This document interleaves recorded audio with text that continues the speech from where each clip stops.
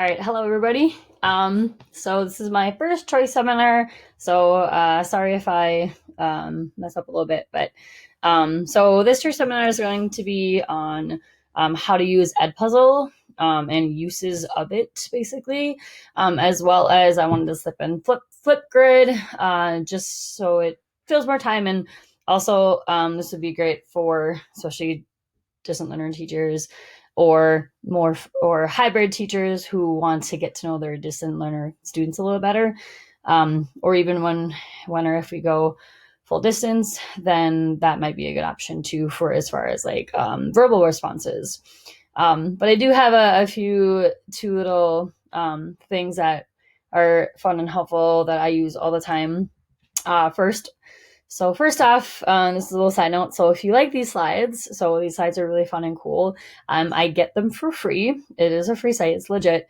It's called slidescarnival.com. There are all these tons of fun slide templates that you can download as either Google Slides or PowerPoint. So that's pretty cool. So you can browse. There's like hundreds and they keep updating it. So, and there's lots of themed ones to go with certain subjects and certain holidays and stuff like that. So it's kind of cool. But side note, a little extra there. So Edpuzzle, I feel like a lot of people have heard about it. A lot of people have heard me talk about it specifically. So sorry if you hear my cats in the background.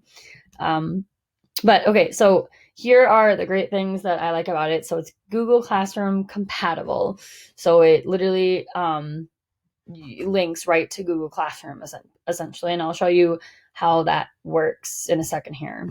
So you can literally from the Edpuzzle site edit and assign the video in that will automatically transfer to Google Classroom. So it's not like you have to copy and paste the link or anything. You link it to Google Classroom and it appears in your Google Classroom, and you can even schedule it too so that it doesn't pop up yet. So that's and then that's for certain what you want to do. But you can add questions while the instruction video plays, and this is what I really like about it too. It's a check for understanding. You can use it as an actual grade, or you can use it more of as an informal formative assessment, where the video will literally stop itself. They have to answer this question before the video moves on to the next part. You can add voiceovers. So this I think would work really great if you just want to use a YouTube video, but explain things yourself. And in that case, then the video still plays, but instead of the video sound, it will be your audio that records over it. So I think that's a kind of a cool option too. You can cut the videos into sections. So if you didn't like how it started or ended, then you can cut off those bits right in Edpuzzle and then edit from there.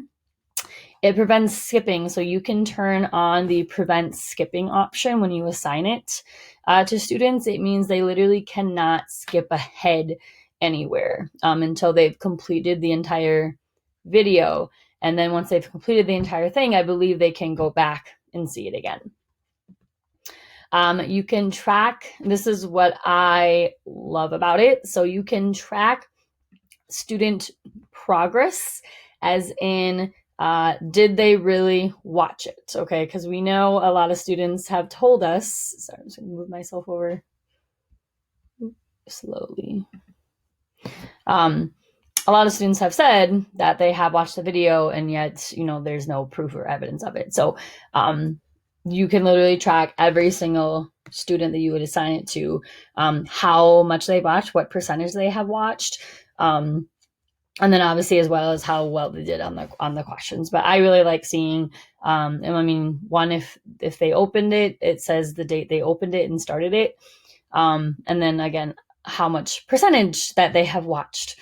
So then you can positively, of course, call them out if they have said they watched it and then, but you don't see it otherwise. Now, sometimes I know technology glitches, so I give them the benefit of the doubt, but say if they're supposed to be taking notes, and they can't show you their notes, then, I mean, there's no way that they can prove that they watched it otherwise.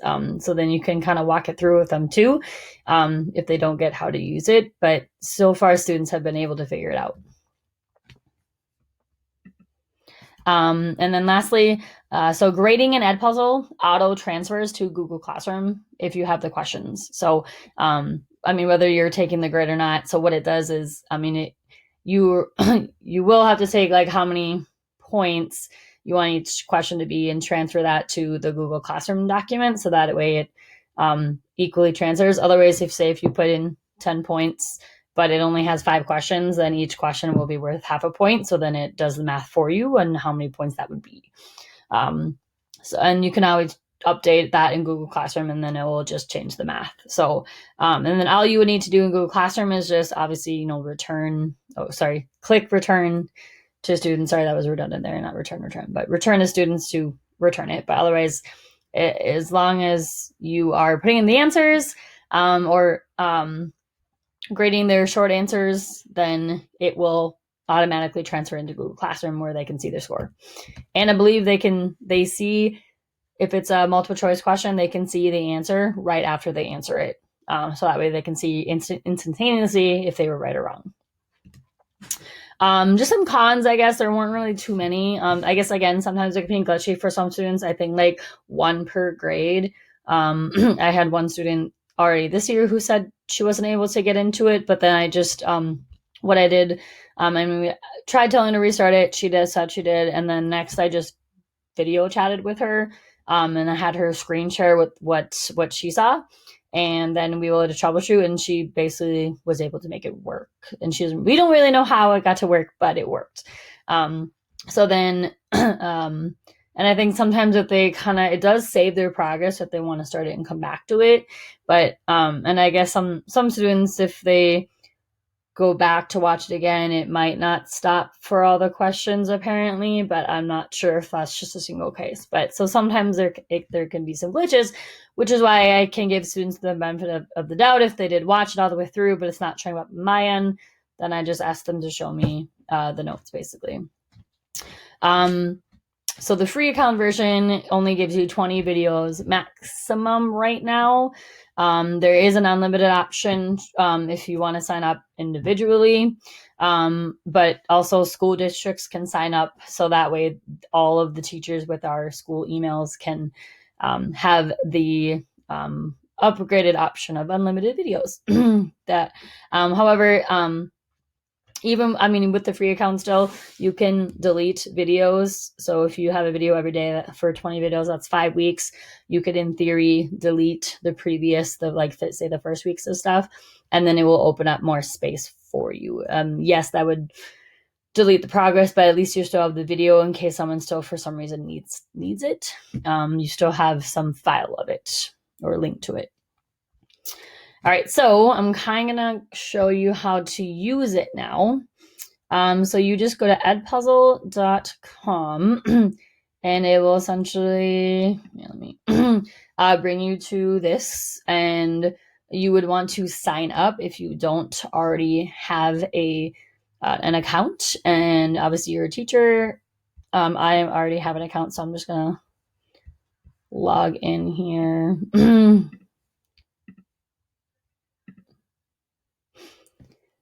So then this is the home screen essentially. So all of the content that you post as videos will show up on here. And to edit them, all you want to do is click on something. To upload, you want to add content, and then upload a video. So it does have to be either an MP4 or something from your Google Drive. So what I have done is you can drag and drop, and then it just starts uploading. Obviously, the longer the video, the longer it's going to take, one, to upload, and then two, the process.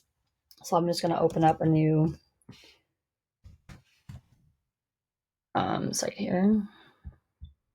Okay, so once it uploads and processes, basically, then it will look like this. And all you have to do is click on it.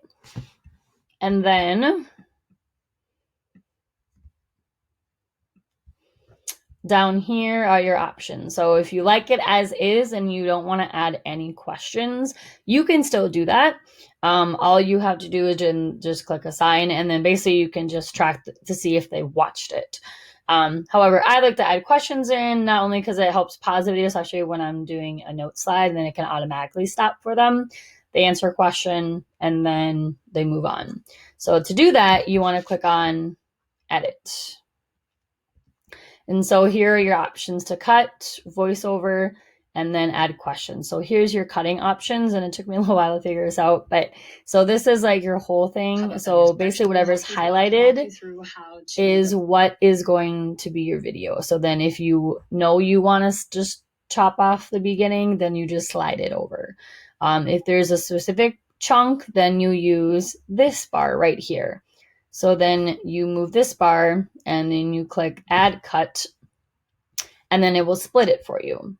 And then you can either say, this is where I want my video to start, and I don't want this at all, just drag it all the way. And then essentially give you option to delete, and then you can delete it. If you just want to cut a small section, then you can it'll let you do that. And that way, it will essentially play from here and then jump to there. If you accidentally cut something, it does give you an undo button that you can click, and then also reset if you want to start over. But if you want the entire video, and I do, then I'm just going to skip the cut portion. So the voiceover portion kind of gives you a why here, but what happens is you just hit wherever you want the video or the voice recording to start. So say you want it at the beginning, then you can just hit start recording, and it will record your voice. And so it'll essentially record it right away, and then you'll just hit stop recording. It kind of marks where it is. So basically it's 4 seconds long. And then if you want to start over with it, you hit play. So the video will continue. It'll essentially record it right away, and then you'll just hit stop. FlipGrid.com. But this voiceover will just be your voice. So this is great, again, for if you already have a YouTube video or something like that that's already been created. And Edpuzzle has some stuff that you can use too. I haven't browsed through it though. But then you can have your own voiceover. Say if you're explaining something in history or something like that, you could have your own voiceover as there's like action playing in the background. And the video just keeps playing. And if you decide you don't want it, then you just have the option to delete it. So the main one I use is the questions. So there's there's technically 2 options for questions. So one, there's multiple choice, and then there's open-ended question. And if it's a multiple choice question and there is a right answer, you can click on which one's right and which ones are wrong. And you can have as many choices as you want. And then Edpuzzle will grade these automatically, unless you want to go in and manually change them. If it's an open-ended question, those are the ones that you have to go in and manually change or manually grade yourself. But it literally comes down to a check box for right, you get the point, or an X for nope, you don't get the point. And then there's also a note option where the video will still stop and it will add a note for you. So I actually just used it in a video this week. I accidentally said the wrong homework part in the study guide. I said part 5, but it was supposed to be part 6 or something like that in the packet. So then I stopped the video there. I put a note in and I had it say, actually, I said that wrong. Then the homework is actually this part, not that part. And the video will stop. They have to read it before they can hit next, basically. So to add the question, this is the part that takes the most time. So you want to essentially, you might have to play your video all the way through if you really want to the point, but if you know about when you want your questions, okay, so if I want my question there, that's where it's going to stop and pop up. So then I'm just going to click on, I want a multiple choice question.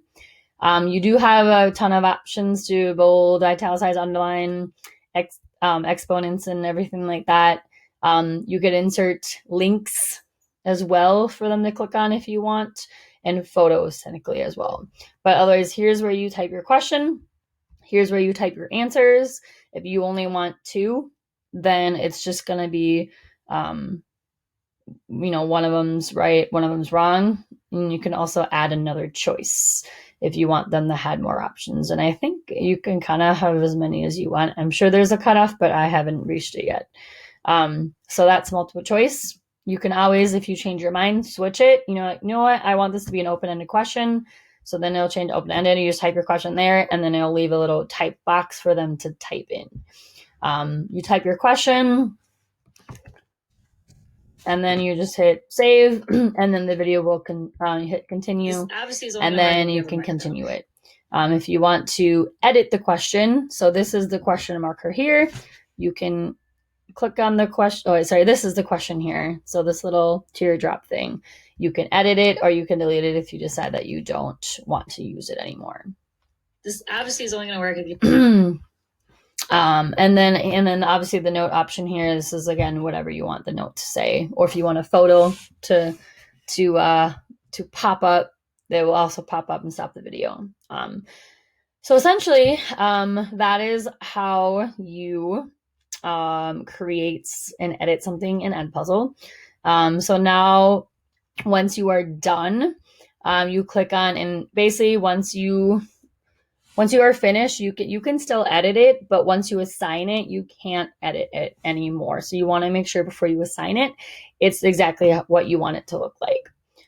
So if I click on finish, this is what my finished product looks like then, and you could play it through yourself and see, making sure that the stopping points are correct. Obviously, there's a full screen option here. There's a duplicate option, public view, though apparently it doesn't really seem to work anyways, but you can always switch it to private just in case. And then you want to click on assign, okay? And actually, oh yeah, so then, and if you don't see your classes in here, it just means you haven't linked them.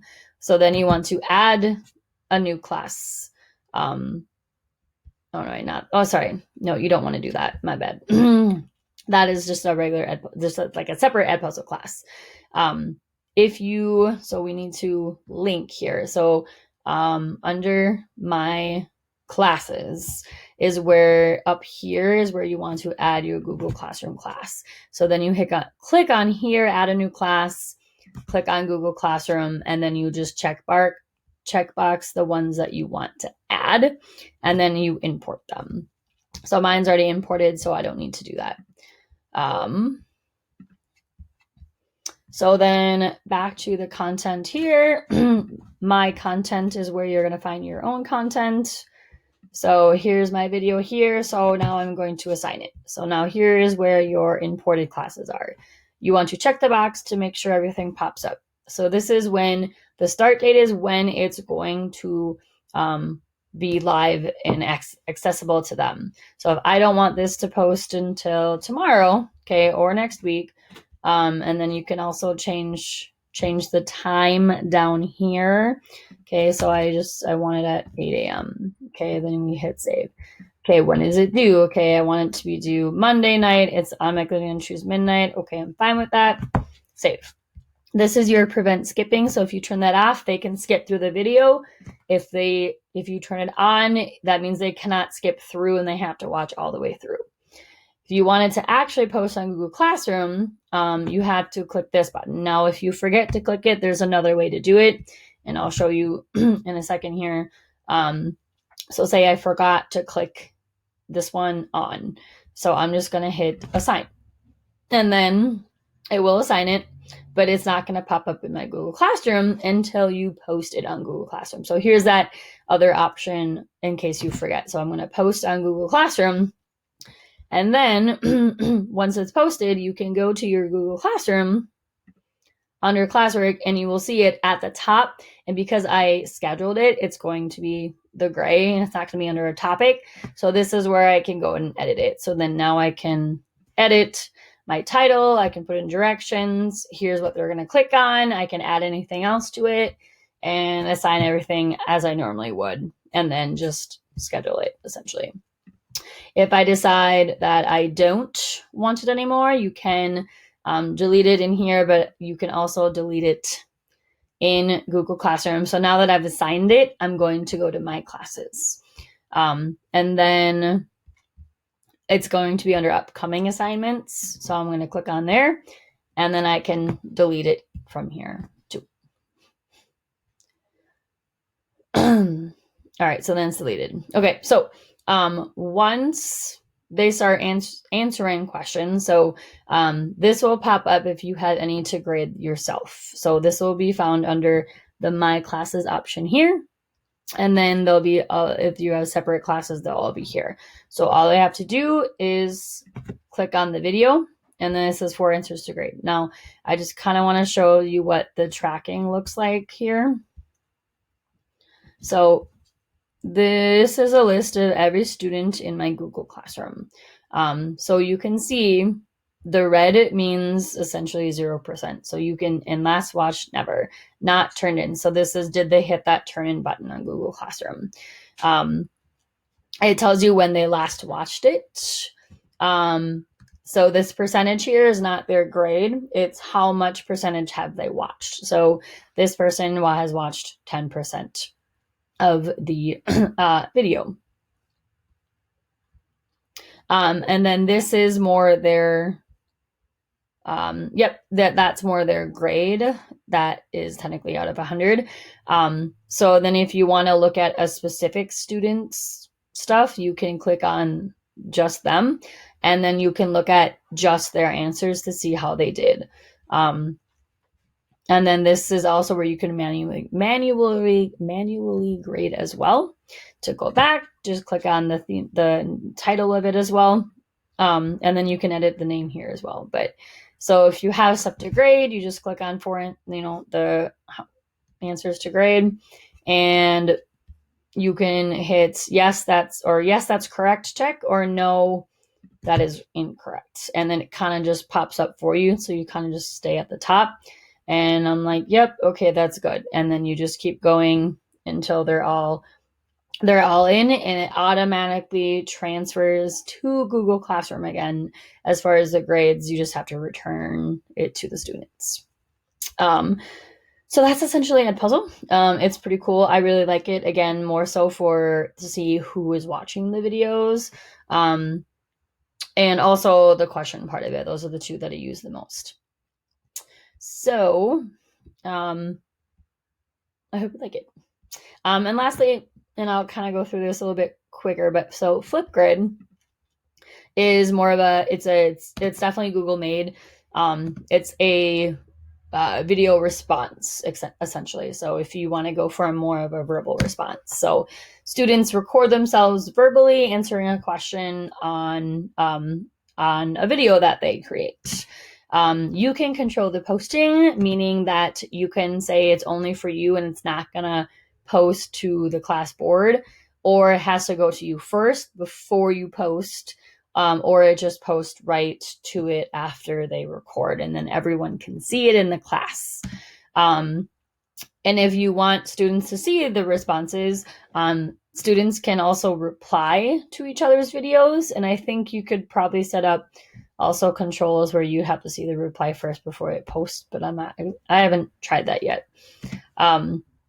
You can set time limits because we don't want students talking forever and ever. You can have it up to 10 minutes, as short as 15 seconds, and as long as 10 minutes, essentially in 30-second increments. You can have a password option. Obviously, they're going to use their school Gmail account is how they log in, but if you want some extra security, you can give them a password to type in that they would need before they enter it. So FlipGrid, you just go to essentially flipgrid.com, educator login. I just use my Google account.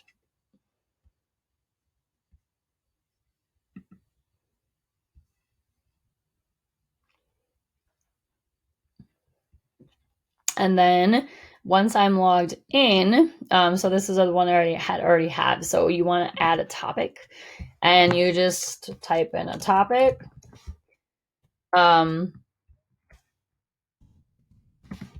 type in the question that they want them to answer here, and then what time limit you want them to have. So do you want them to speak for up to 10 minutes, maybe for speeches, or you know what, I don't really want them to talk that much, so I'm going to cut them off after a minute. Here's your video moderation. So new videos will be hidden from students until you activate them. Previously submitted videos will remain active. So you can turn that on until you want to turn it off, and then they can see it. You can add media to it. Here's the control. So this is more private student email. They must use their email to log in, and here's that guest password option. And then you just click on create topic. Highlighted in red. So then this is your what at that they should be logging in with. So then you just want this shit back. Okay, so there's your link that you can copy and paste into Google Classroom assignment that they click on, and then they basically are given step-by-step directions on how to record a video response. And then once you have responses, you can click on them, and this is how you can play them. So right now they're all hidden. I can change that to active, and then I can keep some more hidden, or I can also delete responses. So this is essentially what FlipGrid is for. So here's basically what they see, and then there's other videos. So it's pretty cool. And then I just wanted to share one more thing. This thing called OneTab. It's a Chrome extension. So as you can see, I have tons of tabs open. OneTab condenses all the tabs into links on one tab. So it's a Chrome extension. So this is what it looks like. You go to the Chrome Web Store, add to Chrome, and you can see it up here, right there. And essentially, let's see if so then what you want going to do, where'd it go?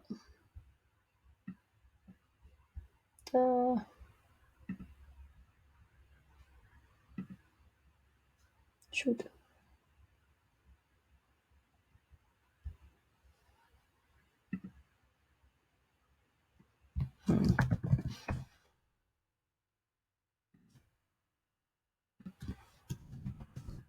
Sorry. Oh yeah, it says it's on. Okay, well, you click on it, and then it literally moves all of your tabs down into one tab, and then it's just links. So then when you need something, you click a link and it pops up. So just organizational stuff, saves on space, obviously, for your computer, with runtime and stuff like that. So that's essentially all I got for you. Thank you for listening, and I guess that's it. If you have any questions, obviously let me know or email me. Okay, bye.